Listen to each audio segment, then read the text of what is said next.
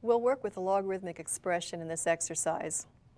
If the log base a of x equals 2, the log base a of y equals 3, and log base a of z equals 4, we're going to find log base a of the cube root of x squared z over the cube root of y squared times z to the negative 1 power.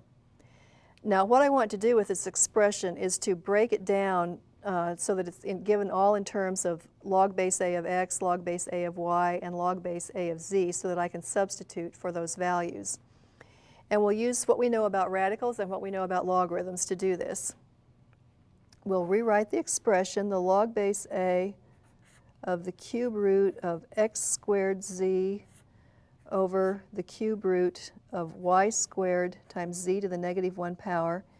And first I'm going to write this quotient of cube roots as the cube root of a quotient. So I'll write the log base a of the cube root of x squared z over y squared times z to the negative 1 power. And now let's just simplify underneath this radical sign. First of all, I've got a z in the numerator and 1 in the denominator. So I'm going to write this as the log base a of the cube root of x squared, and z divided by z to the negative 1 is z to the 1 minus negative 1 power, or z squared. And that's going to be over y squared. Now I can rewrite this radical with a rational exponent as the log base a of x squared z squared over y squared to the 1/3 power. Now we're going to need some more room here. We had the log base a of x squared z squared over y squared to the 1/3 power. This is what we had gotten equivalent to the original expression. I'm going to use a property of logarithms that says that I can rewrite this as 1/3 times the log base a of x squared z squared over y squared. And now I'm going to use the property of logarithms involving the logarithm of a quotient.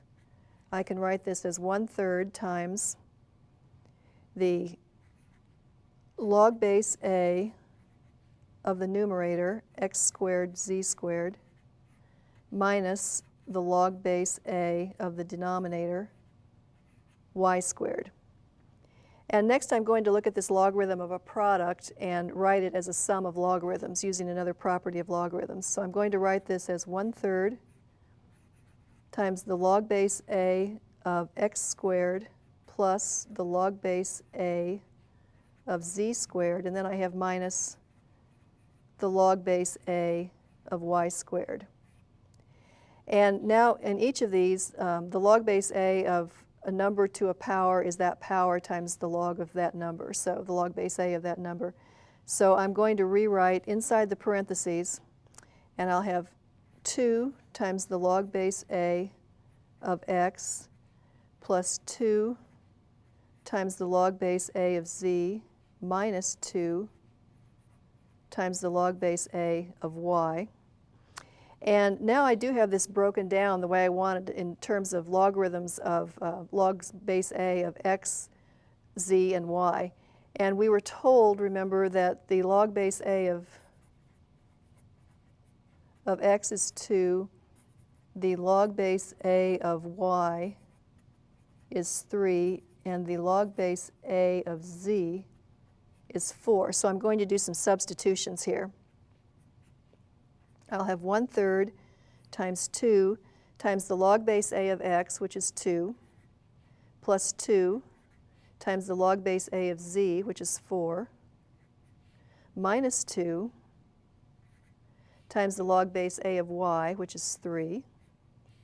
So I have 1/3 times 4 plus 8 minus 6, which is 1/3 times 6. That makes the final result 2.